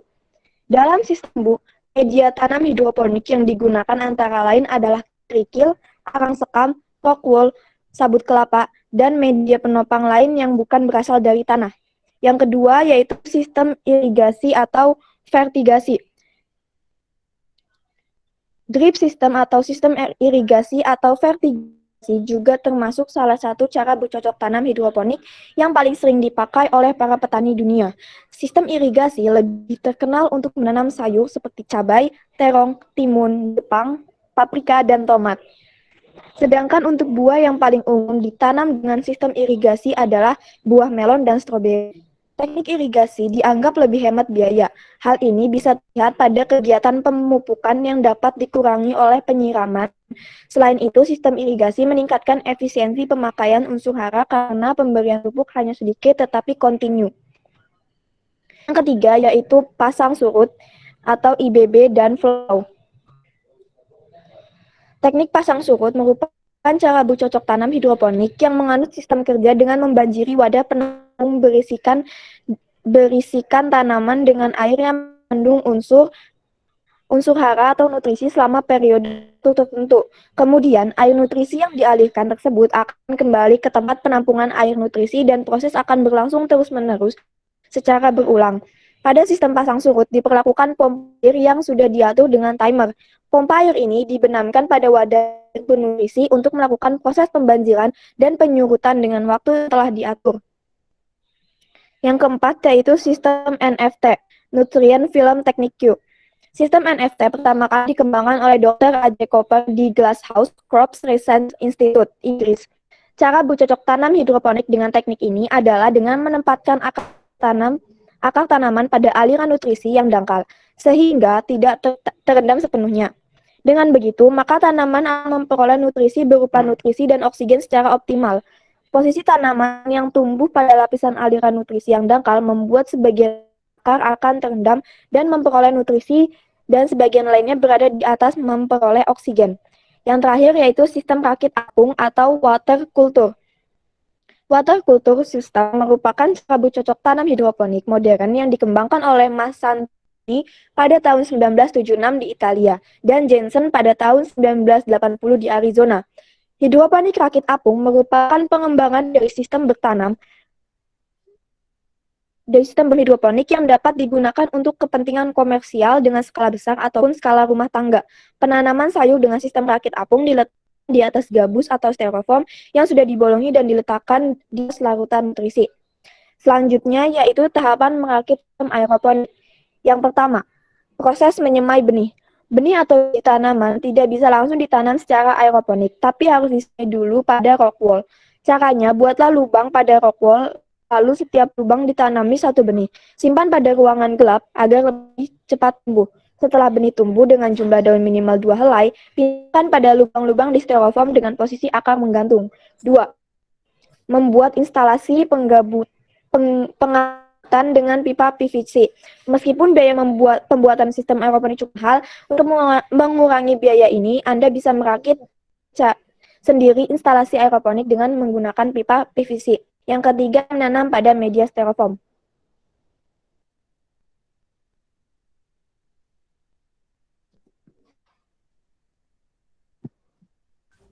Kelebihan hidroponik. 1. Bertanam hidroponik terbukti lebih hemat dibandingkan dengan menanam konvensional di atas tanah, karena tidak perlu menyiramkan air setiap hari. Sebab larutan nutrisi dan larutan mineral yang dipergunakan sudah tertampung di dalam wadah yang dipakai, sehingga kita tinggal melakukan pengontrolan saja. Yang kedua itu, bertanam hidroponik dapat mengefisienkan lahan yang terbatas karena tidak membutuhkan lahan yang banyak. Bahkan media tanaman bisa dibuat secara bertingkat. Yang ketiga yaitu bertanam hidroponik terbukti ramah lingkungan karena tidak menggunakan pestisida atau obat hama yang dapat merusak tanah. Yang keempat, tanaman hidroponik dapat tidak merusak tanah karena tidak menggunakan media tanah dan juga tidak membutuhkan tempat yang luas. Yang kelima yaitu hasil tanaman hidroponik bisa dimakan secara keseluruhan termasuk akar karena terbebas dari kotoran dan hama. Yang keenam yaitu hasil yang diperoleh dalam media tanam hidroponik umumnya lebih baik kualitasnya dibandingkan dengan tanaman yang ditanam pada tanah. Karena hidroponik menggunakan nutrisi dengan takaran unsur hara yang tepat sehingga tanaman menghasilkan buah atau daun yang lebih segar. Kelebihan aeroponik. Yang pertama yaitu hemat air. Kebutuhan air tentu lebih sedikit karena diuapkan terlebih dahulu kemudian disemprotkan ke tanaman. Hal ini jelas membuat Anda menghemat air. Tak seperti sistem hidroponik ataupun sistem konvensional. Yang kedua yaitu tak perlu mengolah lahan. Apakah Anda sadar bahwa sistem pertanian tradisional sangat minta waktu? Bagaimana tidak, Anda membutuhkan banyak waktu untuk menyiapkan lahan, mengemburkan tanah, dan lain sebagainya. Yang ketiga yaitu tahan hama dan gulma. Hama dan gulma menjadi musuh utama para petani. Hewan dan tanaman pengganggu ini lebih sering ditemui pada metode pertanian tradisional. Dengan menggunakan metode aeroponik, tanaman menggantung di udara. Kondisi ini tidak memberikan ruang kepada gulma untuk tumbuh. Penelitian juga menunjukkan bahwa hama lebih sedikit ditemui pada sistem aeroponik. Yang keempat yaitu tidak mengenal musim. Beberapa jenis tanaman hanya tumbuh di musim tertentu. Metode aeroponik tidak mengenal musim tanam. Anda dapat menanam tumbuhan apapun sepanjang tahun. Kondisi tanah dan udara di luar tak mempengaruhi tanaman aeroponik. Yang kelima yaitu lebih cepat panen. Pemberian nutrisi di air langsung ke akar dapat menunjukkan pertumbuhan tanaman dapat mendukung pertumbuhan tanaman dengan lebih intensif. Hal ini membuat tanaman tumbuh dalam jangka waktu yang lebih cepat. Tak heran jika petani aeroponik bisa panen lebih cepat dibandingkan petani tradisional.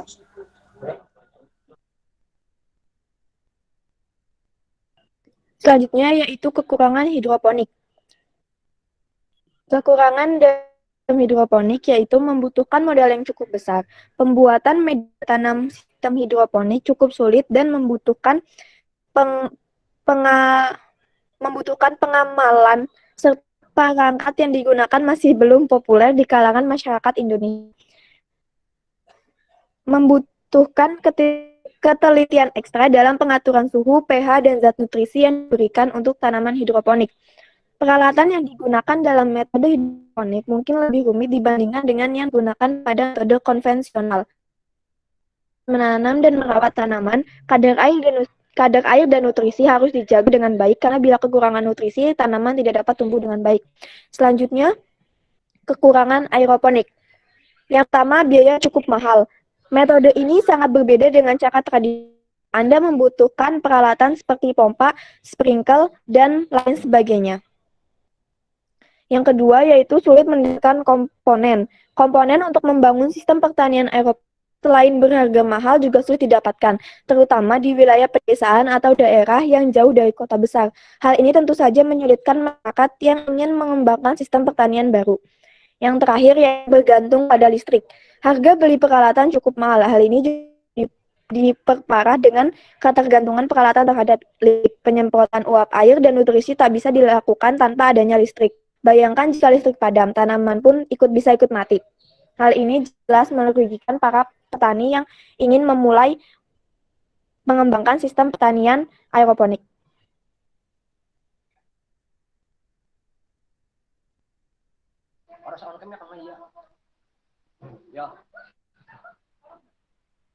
Sekian presentasi dari kelompok kami. Selanjutnya kita akan membuka 2 pertanyaan. Bagi yang ingin bertanya, dipersilahkan.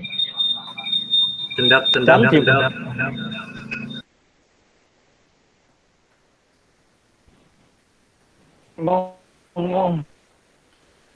Halo.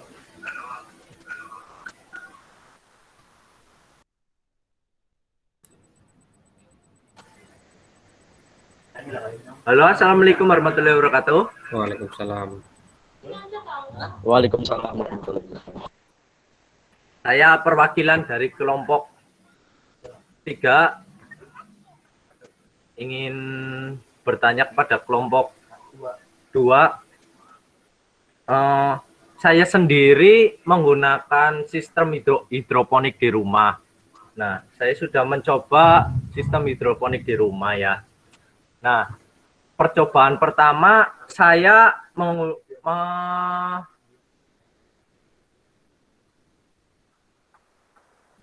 maaf Pak, bentar Pak, ini ada yang telepon Pak. Wah, payah gue lah. Tolak dulu lah.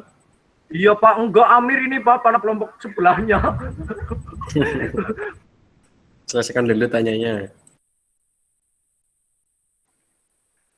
Ya, saya lanjutkan Pak. Ya.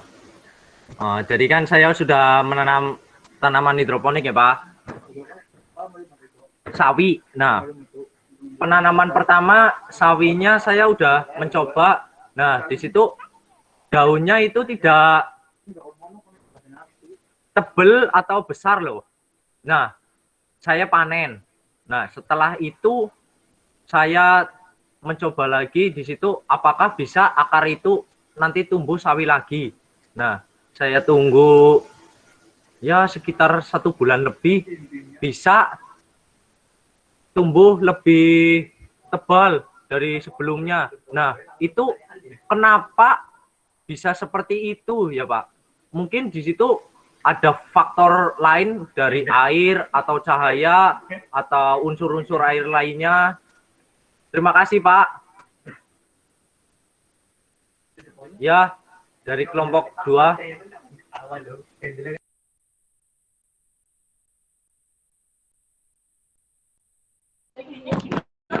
Jadi pertanyaan Sendek itu intinya gimana ya Mas Sendek? Langsung ke intinya aja Mas. Ya, intinya faktor apa aja yang bisa memengaruhi tumbuhan hidroponik itu lebat, besar? Terima kasih.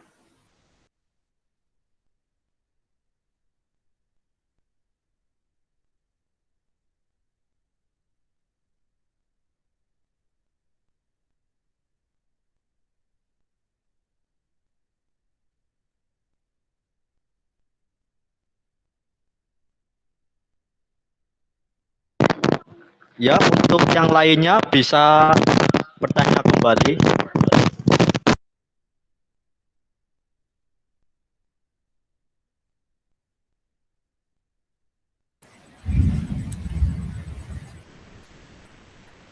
Silakan yang bertanya bisa raise hand. Ya, kalau masih memungkinkan tanya langsung saja ya, jangan lewat chat.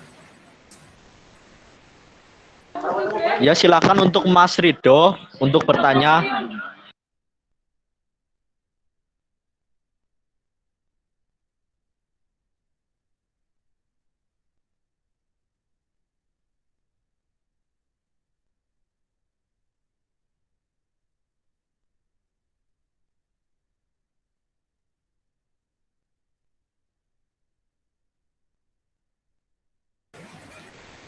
Ya, Mas Rido dari tadi sudah raise hand.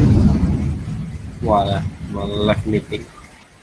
Ya, kalau memang tidak ada, Mas Absor itu Mas Ulil Absor.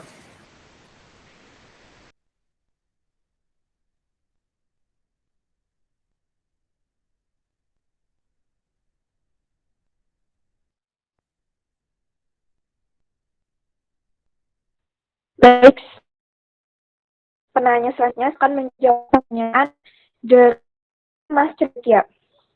Jadi, penanaman dengan metode hidroponik memiliki banyak faktor yang mempengaruhi hasil tersebut. Yang pertama itu kondisi lingkungan. Lingkungan tumbuh sangat di kondisi lingkungannya itu mengaruhi tumbuh kembang dan kadang tanah dapat tumbuh pada kondisi atau lingkungan tertentu. Yang kedua, air dan larutan nutrisi adalah faktor yang paling penting dalam memulai metode tanam hidroponik. Air sebagai nutrisi sekaligus zat penting yang dibutuhkan oleh tanaman. Yang ketiga yaitu cahaya. Dalam tumbuhan tanaman memerlukan cahaya terutama untuk proses fotosintesis. Metode dan sistem hidroponik memungkinkan tanaman untuk dalam ruangan dan tidak terpapar cahaya matahari langsung, meskipun tanaman yang tumbuh indoor atau di dalam ruangan tetap harus diperhatikan kebutuhan cahayanya. Yang keempat, pembibitan. Pembibitan juga berpengaruh pada metode sistem tanaman hidroponik. Yang kelima, media tanam. Yang keenam, ukur. Metode sistem tanam hidroponik memerlukan tanaman yang cukup teratur jika ingin berhasil. Suhu air serta kadar nutrisi harus dicek secara berkala. Karena tanaman hanya dapat tumbuh pada kadar nutrisi dan pH atau kadar keasaman yakni 5,5 sampai 6,5. Sudah dapat diterima jawabannya, Mas Cendek?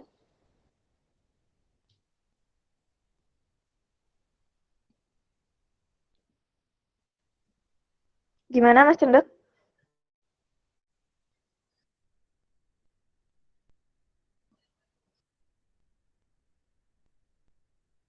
Halo, Mas Cendek?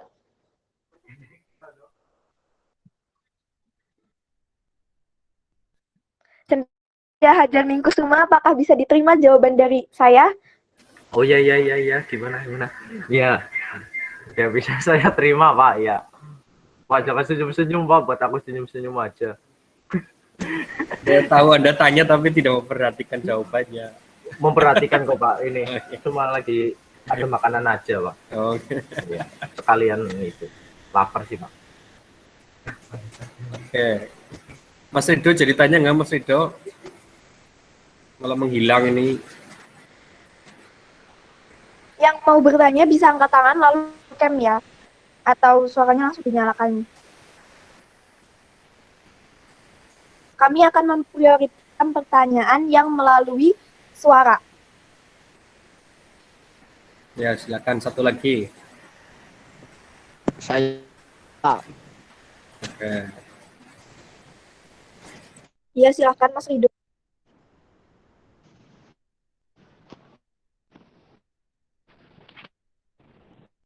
Kenapa saat hidropon menjadi soil culture?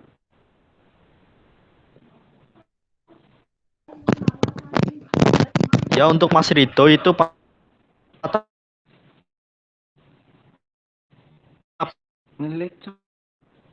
patah suaranya ya, Mas. Patah. Sinyalnya jelek mungkin, Mas. Orangnya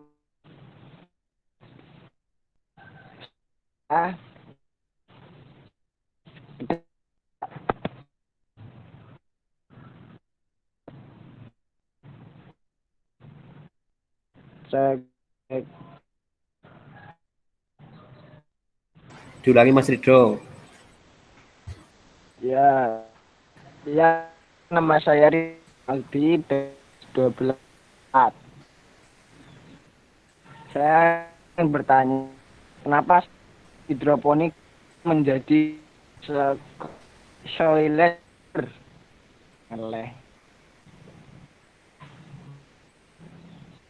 Itu saja dari saya. Tulis bedo. Mau yang keluar. Ya. Jadi pertanyaannya Mas Ridho itu kenapa hidroponik itu menjadi diistilahkan soilless culture? Ya, dulu ya, ngelag. Mas Ridho ngelag. Saya akan menjawab pertanyaan dari Ridho. Kenapa saat ini tanaman hidroponik berkembang menjadi soilless culture?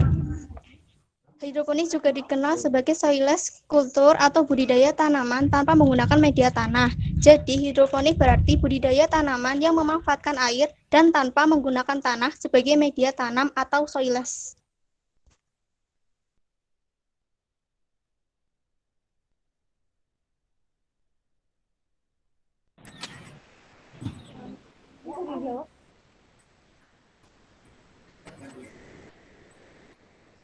Oke ya, berarti sudah terjawab dua persoalannya. Jadi bisa kembali ke moderator, silakan untuk disimpulkan dan ditutup. Kesimpulan kelompok. Di-on kan Mas, sebagai penutup. Kameranya di-on kameranya. Jadi kesimpulan dari diskusi kelompok kami hidroponik ialah teknologi penanganan ini memang keunggulan atau dampak positif yang menguntungkan petani. Tetapi ada beberapa kekurangannya, yaitu alat dan bahan yang sulit ditemui, metode yang rumit, serta biaya yang lumayan banyak. Begitu Pak. Jadi, bila ada tutur kata yang kurang berkenan, mohon dimaafkan. Wassalamualaikum warahmatullahi wabarakatuh. Waalaikumsalam warahmatullahi wabarakatuh. Waalaikumsalam warahmatullahi wabarakatuh. Baik, alhamdulillah, terima kasih banyak. Ya, terima kasih banyak pada seluruh sudah selesai semua untuk presentasinya. Tadi diawali dari kelompok 1 ya dengan transgeniknya, ya, kemudian kelompok 3 dengan kultur jaringan dan ditutup dengan kelompok 2 yaitu aeroponik dan hidroponik. Ya, jadi kesimpulannya di bidang pertanian itu begitu banyak terobosan-terobosan berkaitan dengan bioteknologi, terutama untuk perbaikan kualitas pertanian. Ya, tadi seperti saya sampaikan di kelompok awal, salah satu yang paling ngehits itu adalah golden rice, karena golden rice ini ternyata memiliki kandungan beta karotin yang lebih baik dan lebih banyak lagi. Namun demikian memang karena ini berkaitan dengan transgenik, ya masih diteliti lebih lanjut apakah ini akan bisa menimbulkan mutasi juga pada manusia atau aman atau tidak untuk manusia. Yang jelas manfaatan bioteknologi di bidang pertanian itu sangat-sangat luas, dan kedepannya tentu ini akan menjadi prioritas karena ketersediaan lahan yang semakin sempit, sedangkan kebutuhan manusia itu justru semakin banyak. Oke, jadi gitu ya untuk pertemuan kita pada sore hari ini. Terima kasih banyak ya atas semua partisipasinya. Semoga apa yang kita diskusikan pada siang sampai sore hari ini dapat bermanfaat dan tentu saja dapat menjadi penambahan wawasan kita mengenai apa-apa saja peran bioteknologi di bidang pertanian. Oke, begitu saja dari Pak Guru ya. Mohon maaf banyak kekurangan. Terima kasih banyak. Mari kita akhiri pertemuan kita. Saya akhiri. Wassalamualaikum warahmatullahi wabarakatuh.